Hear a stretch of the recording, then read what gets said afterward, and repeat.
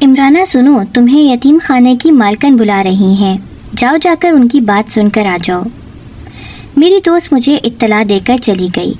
میں حیران ہوئی کہ مالکن مجھے کیوں بلا رہی ہے، وہ تو کسی سے سیدھے منہ بات تک نہیں کرتی تھی، اب اچانک سے مجھے بلانے کا کیا مقصد؟ ضرور کسی بات کو ڈھونڈ کر مجھے ڈانٹنے کے لیے ہی بلایا ہوگا۔ دل ہی دل میں یہی سب سوچتی میں یتیم خانے کی مالکن کے کمرے کی طرف بڑھنے لگی۔ میں نے دروازہ بجایا تو اس نے مجھے اندر آنے کی اجازت دی۔ اس کا چہرہ معمول سے زیادہ کھلا ہوا تھا، یوں لگ رہا تھا جیسے وہ آج بہت ہی خوشگوار موڈ میں ہے۔ مجھے حیرت تو ہوئی کیونکہ اس کا موڈ بہت ہی کم ٹھیک رہتا تھا، ہر وقت دوسروں پر چلانے کے علاوہ اسے کوئی کام نہیں تھا۔ یہ اس کا بہت ہی پسندیدہ مشغلہ تھا، لوگوں کو پریشان کرنا اور انہیں نیچا دکھانا۔ میری بھی بہت بار اس سے بحث ہو چکی تھی۔ میں اندر گئی تو اس نے مجھ سے کہا کہ دیکھو کوئی تم سے ملنے آیا ہے۔ میں نے سامنے نگاہ دوڑائی تو وہاں صوفے پر ایک نوجوان بیٹھا ہوا تھا اور اس کے ساتھ ایک عورت موجود تھی۔ میں حیران ہوئی کہ یہ کون ہے، میں تو انہیں جانتی بھی نہیں ہوں اور اتنے سالوں میں یتیم خانے میں مجھ سے ملنے کوئی بھی نہیں آیا۔ میں نے دھیرے سے سلام کیا۔ مالکن نے میرا تعارف کروایا اور کہا کہ یہ عمرانہ ہے، جب 1 ماہ کی تھی تب اس کا باپ اسے یہاں چھوڑ کر چلا گیا تھا، اس کے بعد سے ہم یتیم خانے میں ہی اسے پال پوس رہے ہیں۔ مجھے مالکن کی باتیں سمجھ میں نہیں آ رہی تھیں۔ وہ لوگ مجھ سے چھوٹے چھوٹے سوالات کر رہے تھے کہ میں نے کتنی تعلیم حاصل کی ہے اور یتیم خانے میں کتنے عرصے سے ہوں، میری عمر کیا ہے وغیرہ وغیرہ۔ مجھے عجیب تو لگ رہا تھا لیکن میں مالکن کے ڈر سے چپ چاپ جواب دیے جا رہی تھی۔ مالکن نے مجھ سے کہا کہ یہ لوگ خاص طور پر تم سے ہی ملنے کے لیے یہاں پر آئے ہیں، دراصل انہیں ایک اچھے رشتے کی تلاش ہے، تو انہوں نے سوچا کیوں نہ یتیم خانے میں آ کر کسی لڑکی کو ڈھونڈا جائے جسے باہر کی دنیا کے بارے میں زیادہ اتا پتہ نہ ہو، کیونکہ یتیم خانہ ہی ایسی جگہ ہے جہاں پر لڑکیاں زیادہ باہر نہیں جاتی، آج کل کی لڑکیوں کی طرح تیز ترار بھی نہیں ہیں۔ یتیم خانے کی مالکن کی بات سن کر مجھے زور سے ہنسی آئی، مگر میں نے کنٹرول کر لی، کیونکہ یہ بات بہت ہی عجیب تھی کہ یتیم خانے کی لڑکیوں کو باہر کا کچھ اتا پتہ نہ ہو، حالانکہ انہیں لوگوں کے بارے میں سب سے زیادہ پتہ ہوتا ہے۔ ہم لوگوں نے زندگی کو ایک الگ ہی نظریے سے دیکھا ہوتا ہے اور برتا ہوتا ہے، اس لیے ہم بہت جلد لوگوں کی حقیقت جان لیتے ہیں، لوگوں کی بہت اچھے سے ہمیں پہچان ہوتی ہے، اور میں تو حد سے زیادہ تلخ بھی تھی۔ مجھے لوگوں کی منافقت بالکل پسند نہیں تھی۔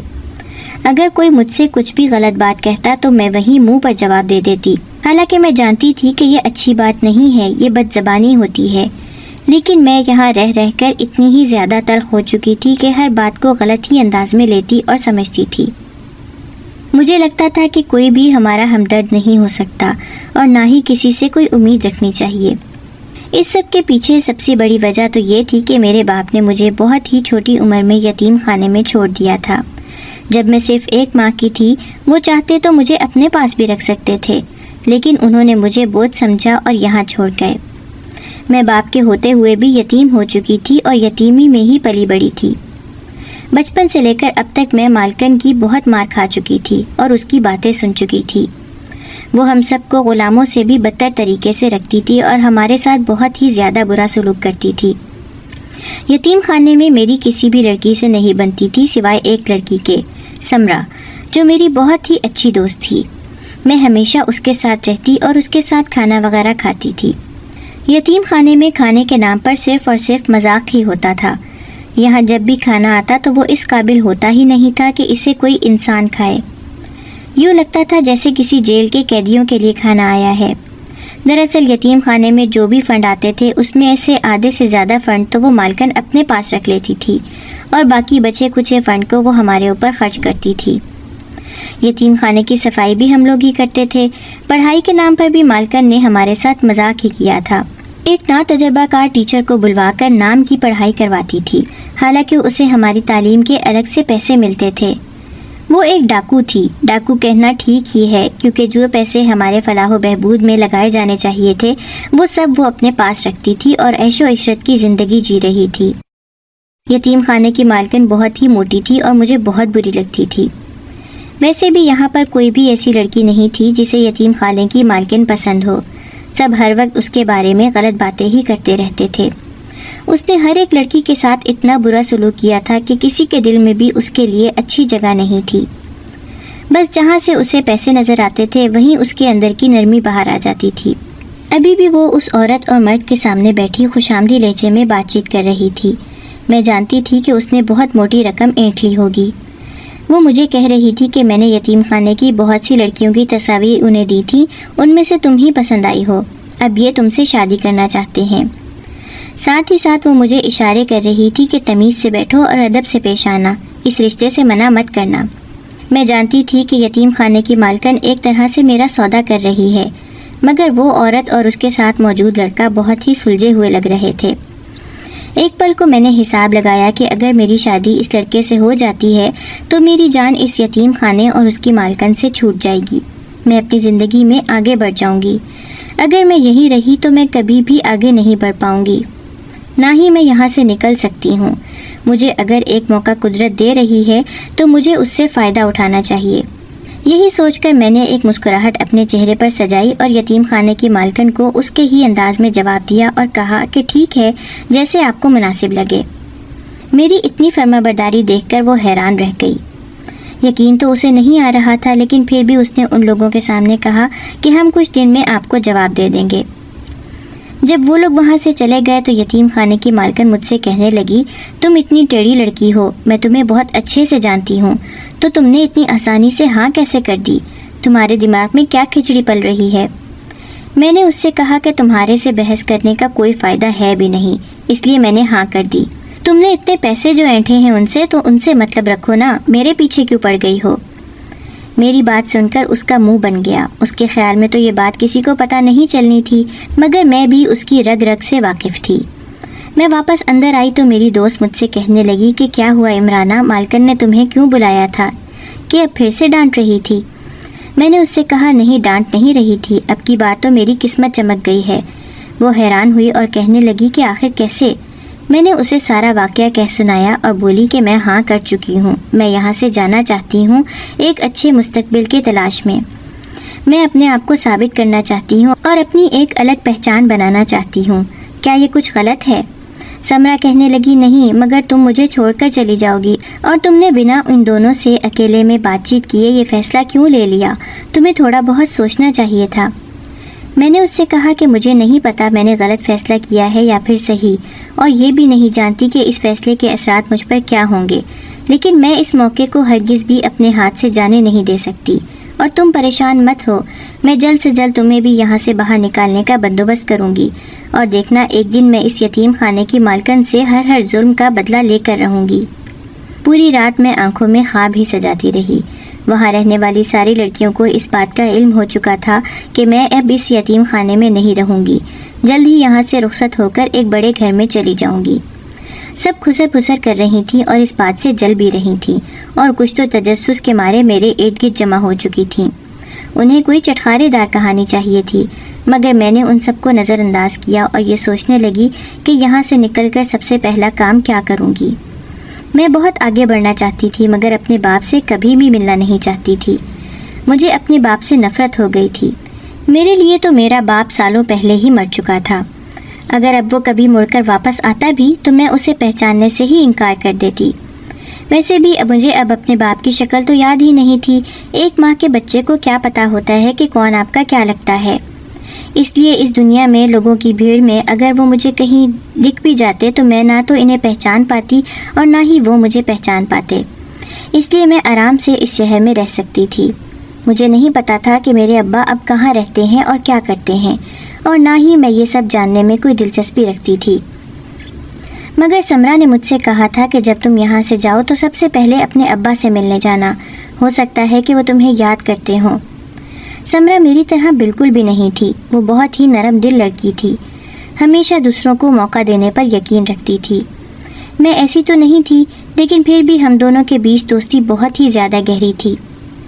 ہماری دوستی کی شروعات بھی بہت ہی الگ طریقے سے ہوئی تھی۔ مجھے یاد ہے میں اس وقت 7 سال کی تھی جب سمرا یہاں پر پہلی بار آئی تھی۔ وہ بہت زیادہ ڈری ہوئی تھی اور مالکن کا رویہ اسے بہت خوفزدہ کر رہا تھا۔ اس کے اماں ابا کی موت ایک حادثے میں ہو گئی تھی اور اس کے سگے چاچا نے اس کے ابا کی جائیداد پر قبضہ کر کے اسے یتیم خانے میں چھوڑ دیا تھا۔ وہ لاوارث یہاں ملی تھی۔ مالکن اسے اندر لے آئی۔ سب لڑکیاں اسے عجیب عجیب نظروں سے گھور رہی تھیں اور وہ روئے جا رہی تھی اور ایک کونے میں جا کر بیٹھ گئی۔ مالکن نے غصے سے کہا کہ اپنا رونا دھونا بند کرو، اب تمہیں کوئی لینے نہیں آئے گا، تمہیں یہیں رہنا ہے۔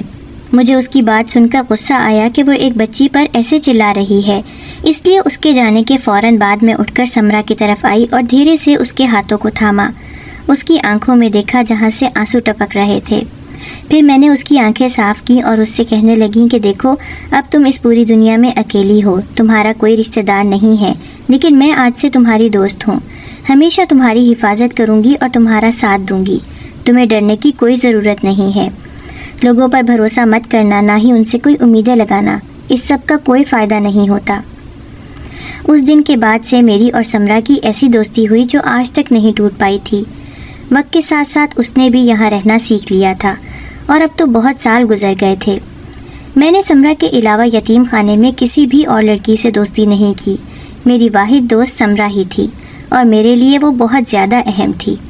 اس لیے میرا پکا ارادہ تھا کہ یہاں سے باہر جاتے ہی سب سے پہلے سمرا کو یہاں سے لے کر جاؤں گی، چاہے اس کے لیے مجھے کسی بھی حد سے گزرنا پڑتا۔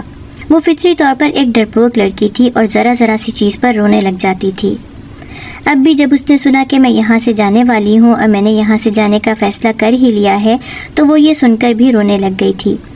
حالانکہ وہ میرے اوپر ظاہر نہیں کر رہی تھی، کیونکہ وہ نہیں چاہتی تھی کہ میں اس کی وجہ سے یہاں پر رک جاؤں اور اپنے خوابوں کو چھوڑ دوں، کیونکہ ہماری دوستی تھی ہی ایسی، ہم ایک دوسرے کے لیے سب کو چھوڑ دینے پر راضی ہو جاتے تھے۔ مگر اب اپنے آنسو وہ مجھ سے چھپا رہی تھی۔ میں نے اس سے کہا کہ تمہیں یہ سب کرنے کی ضرورت نہیں ہے، میں یہاں سے باہر تمہارے اور اپنے ہم دونوں کے لیے ہی جا رہی ہوں، تم رو مت، صرف میرا انتظار کرنا۔ وہ بار بار مجھ سے اس بات کا ذکر کرتی تھی کہ کہیں وہ لوگ تمہارے ساتھ کچھ غلط نہ کر دیں، نہ جانے کن لوگوں کو مالکن ڈھونڈ کر لائی ہے، ہو سکتا ہے کہ وہ تمہارے لیے کوئی غلط فیصلہ کر رہی ہو، اس لیے تم ایک بار پھر اس بارے میں سوچ لو۔ میں نے اس سے کہا دیکھو، میں تمہاری طرح ہرگز نہیں ہوں جو ڈر جاؤں، میں یہاں سے ایک بار اگر باہر نکل گئی نا تو یقین مانو ہم دونوں کی زندگیاں بہت ہی آسان ہو جائیں گی اور ہمیں ایک بار اپنی زندگی اپنی مرضی سے جینے کا موقع مل جائے گا، ہم اس چنگل سے نکل جائیں گے۔ پھر میں اسے اگلے کئی دن تک اس بارے میں سمجھاتی رہی۔ ایک ہفتہ گزر جانے کے بعد وہ لوگ دوبارہ آئے، میری دوست سے بھی ملے۔ انہوں نے کہا کہ ہمیں شادی کرنے کی بے حد جلدی ہے، ہم سادگی سے شادی کرنا چاہتے ہیں۔ مجھے حیرت اس بات کی ہو رہی تھی کہ وہ اتنے بڑے امیر گھر سے آئے ہیں اور امیر لوگ ہیں، اس کے باوجود وہ مجھ جیسی ایک یتیم خانے میں پلنے والی غریب لڑکی سے شادی کیوں کرنا چاہتے ہیں؟ میں نے تو سن رکھا تھا کہ یہ امیر لوگ ہمیشہ اپنے جیسے ہی لوگوں میں شادی کرنا پسند کرتے ہیں، مگر یہاں تو الٹا ہو رہا تھا، کچھ تو عجیب تھا۔ انہوں نے تو یہ بہانہ بنایا تھا کہ یتیم خانے کی لڑکیاں معصوم ہوتی ہیں، تیز ترار نہیں ہوتی، مگر یہ بہانہ تو مجھے بالکل ہی بوگس لگ رہا تھا، اصل کہانی کچھ اور ہوگی۔ خیر، میرا رشتہ ایک چھوٹی سی تقریب میں پکا کر دیا گیا۔ اس تقریب کا انعقاد یتیم خانے میں ہی کیا گیا تھا۔ آج یتیم خانے کی تمام لڑکیاں بے حد خوش تھیں، کیونکہ آج اتنے عرصے بعد اچھا کھانا کھانے کو ملا تھا۔ لڑکے والوں نے خود ہی انتظام کیا تھا، ان کی طرف سے صرف ان کے قریبی رشتہ دار ہی آئے تھے۔ رات کے وقت میں اپنی انگلی میں سجی منگنی کی انگوٹھی کو دیکھے جا رہی تھی۔ میں کسی کے نام سے جڑ گئی تھی، منسوب ہو چکی تھی کسی سے، لیکن میرے دل میں کوئی بھی جذبات نہیں ابھر رہے تھے، دل بالکل خالی سا تھا اور بہت سے شکوک اور شبہات میرے دل میں جڑ پکڑ کر بیٹھے ہوئے تھے۔ لیکن میں اس سب کا ذکر سمرا سے نہیں کر رہی تھی، میں نہیں چاہتی تھی کہ وہ پریشان ہو جائے اور مجھے میرے ارادے سے پیچھے ہٹا دے۔ کچھ دن بعد لڑکے والوں نے اعلان کیا کہ ہم نکاح کے لیے اگلے جمعے کو آ جائیں گے۔ تیاریاں وغیرہ ہو گئیں اور میری ہونے والی ساس نے میرے لیے ایک اچھا جوڑا بھی بھیجا۔ اس سب کے دوران یتیم خانے کی مالکن نے اچھے خاصے پیسے اکٹھے کر لیے تھے۔ میرے سسرال والوں سے کبھی کسی چیز کے نام پر ان سے پیسے لیتی تو کبھی کسی چیز کے نام پر۔ میں اچھے سے جانتی تھی وہ یہ سب پیسے اپنی جیب میں ڈالنے والی ہے۔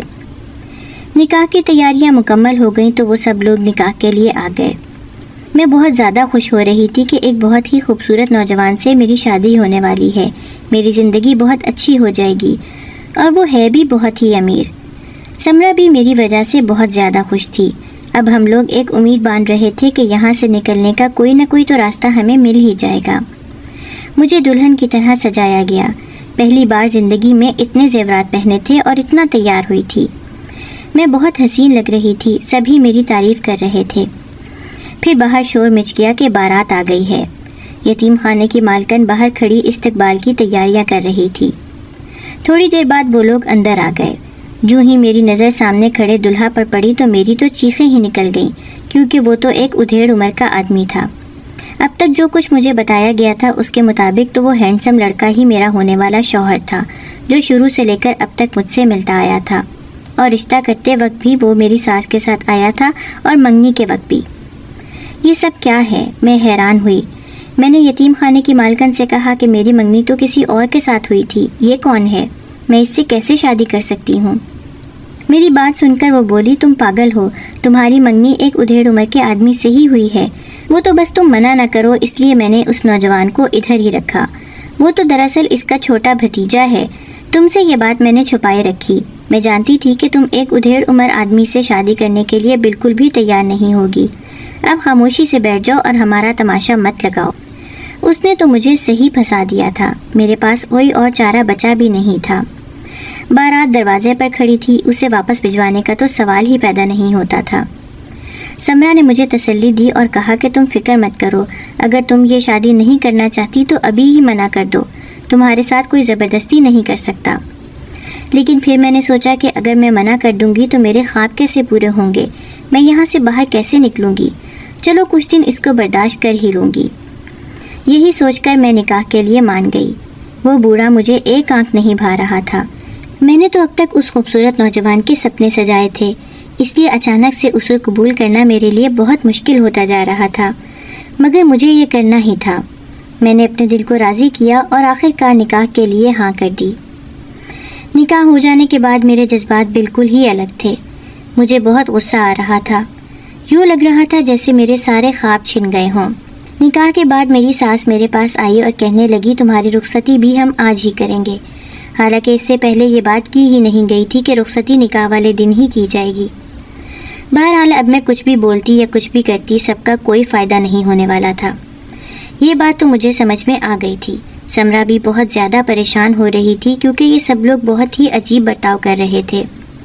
یوں لگ رہا تھا جیسے چیزوں کو چھپانے کا شوق رکھتے ہیں۔ یہ کوئی چھوٹی بات نہیں تھی، پہلے بتانا چاہیے تھا کہ رخصتی آج ہی ہوگی۔ میں جانتی تھی یہ سب یتیم خانے کی مالکن کی چال ہے، اسے تو بس پیسے چاہیے تھے جو اسے مل گئے۔ میری زندگی برباد ہو یا آباد، اس بات سے اس کا کوئی بھی لینا دینا نہیں تھا۔ ناچار مجھے رخصت ہو کر ان کے ساتھ ہی آنا پڑا۔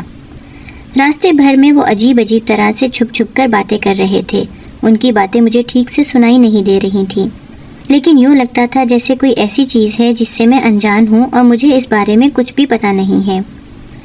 راستے میں مجھے اس بات کا علم ہوا کہ جسے میں اپنی ساس سمجھ رہی ہوں وہ دراصل میری ساس نہیں ہے، بلکہ وہ تو اس نوجوان کی ماں ہے۔ کتنا عجیب ہو رہا تھا نا یہ سب۔ اب نہ جانے آگے جا کر کن کن رازوں سے پردے اٹھنے والے تھے۔ میں اپنے آپ کو آنے والے وقت کے لیے تیار کر رہی تھی۔ میں اتنی بڑی گاڑی میں پہلی بار بیٹھی تھی، اس میں کوئی شک نہیں تھا کہ یہ لوگ بہت ہی زیادہ پیسے والے لوگ تھے۔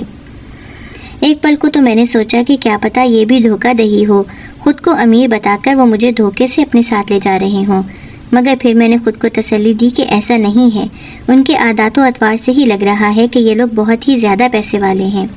1 گھنٹے کے لمبے سفر کے بعد ہم لوگ ایک کوٹھی کے باہر آ کر رک گئے تھے۔ اتنی بڑی کوٹھی، اتنا عالی شان گھر میں نے اپنی زندگی میں کبھی نہیں دیکھا تھا۔ دل خوشی سے بھر گیا کہ اب سے اس کوٹھی پر میں راج کروں گی۔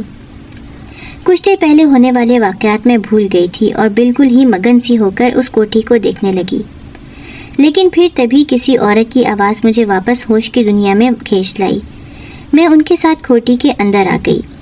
کوٹھی باہر سے جتنی عالی شان تھی، اندر سے اس سے بھی کہیں زیادہ خوبصورت تھی۔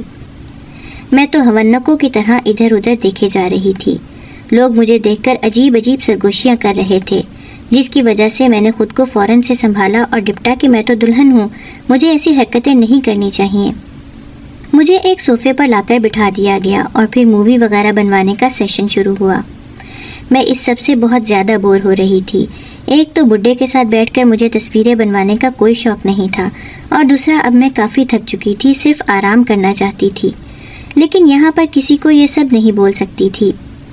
یتیم خانے سے کوئی بھی لڑکی میرے ساتھ نہیں آئی تھی، یہاں تک کہ سمرا کو آنے کی اجازت بھی مالکن نے نہیں دی تھی، حالانکہ اس کا بہت دل تھا کہ وہ میرے ساتھ آئے اور اس بات سے واقف ہو جائے کہ میں کن لوگوں کے ساتھ جا رہی ہوں۔ مووی وغیرہ کے سیشن سے فارغ ہو کر مجھے کمرے میں بھیج دیا گیا۔ میرا بالکل دل نہیں کر رہا تھا کہ اپنے شوہر کو دیکھوں، لیکن مجھے اس کے انتظار میں جاگنا ہی تھا۔ تھوڑی دیر بعد وہ کمرے میں آیا۔ میں نے اسے الگ نظر سے دیکھا تو مجھے لگا کہ وہ تو بہت ہی گریسفل ہے اور بہت ہی زیادہ ہینڈسم لگتے ہیں۔ میرے دیکھنے کا نظریہ بدلا تو مجھے ان میں بہت سی اچھائیاں نظر آنا شروع ہو گئیں۔ وہ بہت ہی دھیمے مزاج کے تھے۔ میری شادی کی پہلی رات بہت ہی اچھی گزری تھی۔ میں جو کچھ دیر پہلے سب چیزوں کے بارے میں غلط ہی سوچ رہی تھی، اب میری سوچ یکسر ہی بدل چکی تھی۔ اگلے دن سمرا سے ملنے کے لیے میں یتیم خانے چلی گئی۔ وہ بہت زیادہ خوش تھی۔ میں نے اسے بتایا کہ جیسا ہم سوچ رہے تھے ویسا کچھ بھی نہیں ہوا، دیکھو میں کتنی خوش ہوں۔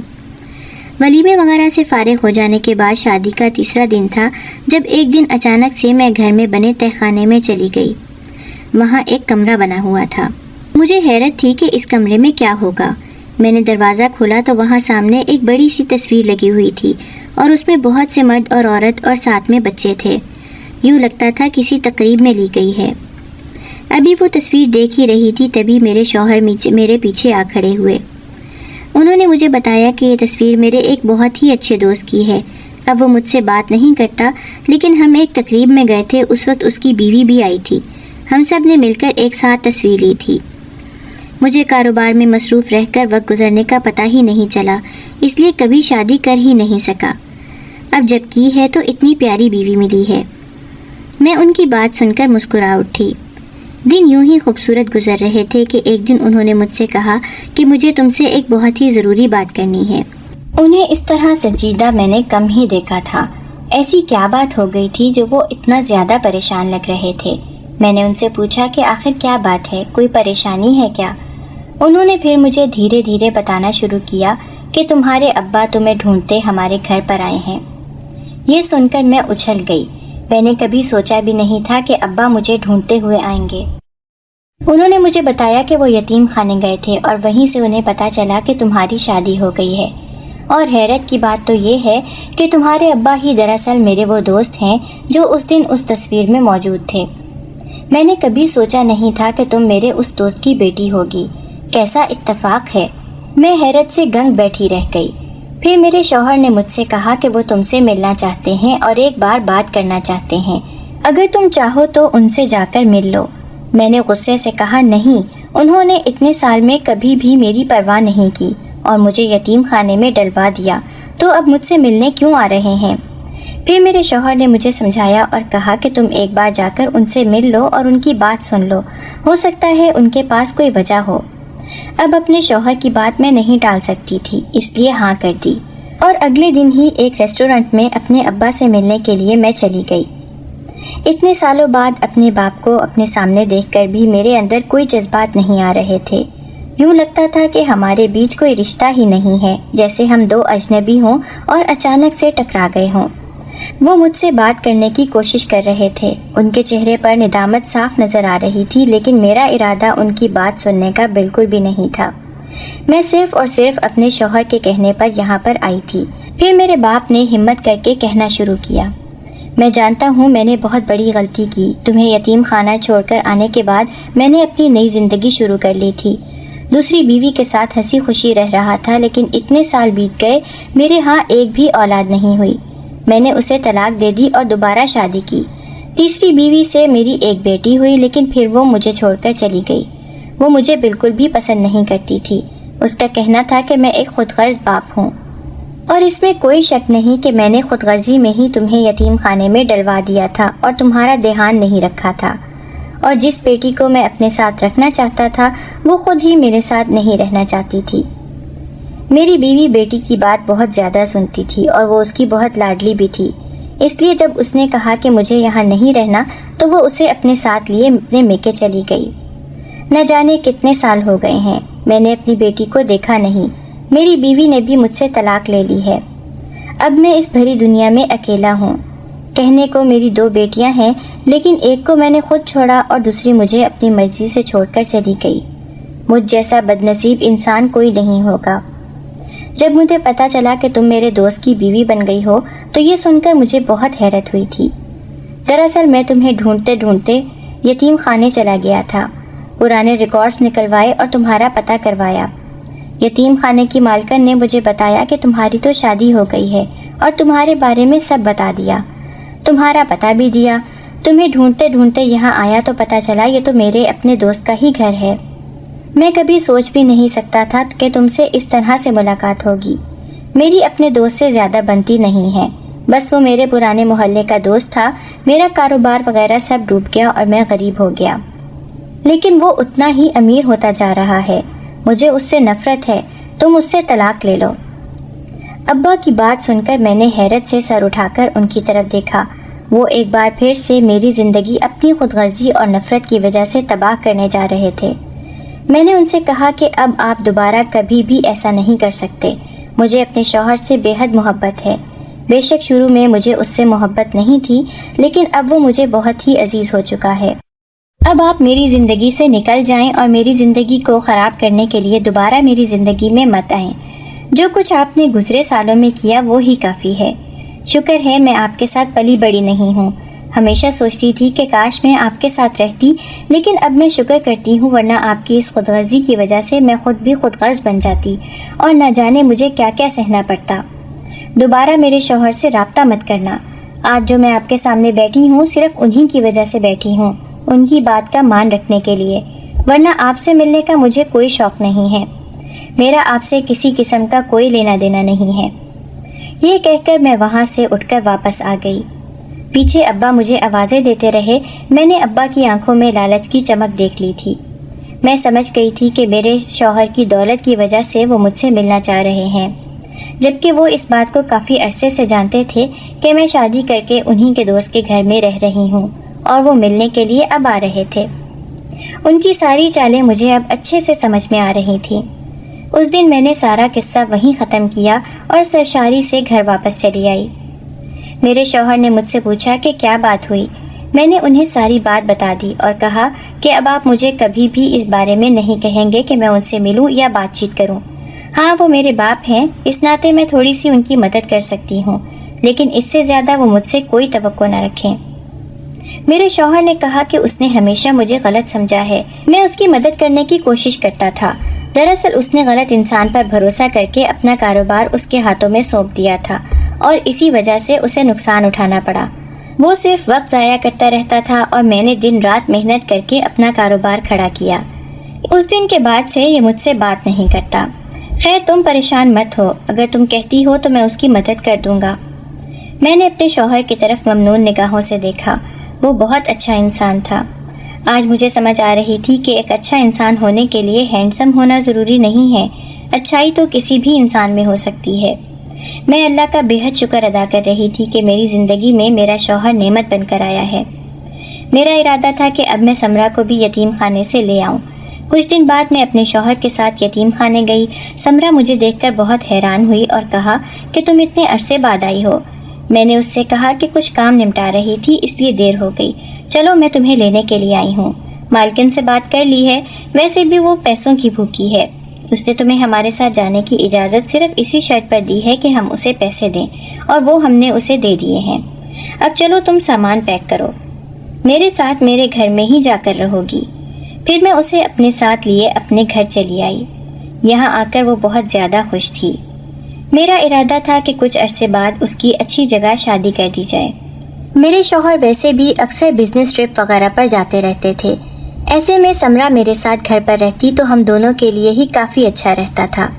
ایک ساتھ وقت گزارتے اور ایک ساتھ ہی باتیں کیا کرتے تھے۔ اب ہم گزرے دنوں کو یاد کرتے ہیں اور آنے والے دنوں کی پلاننگ کرتے ہیں۔ اب یہی ہماری زندگی ہے۔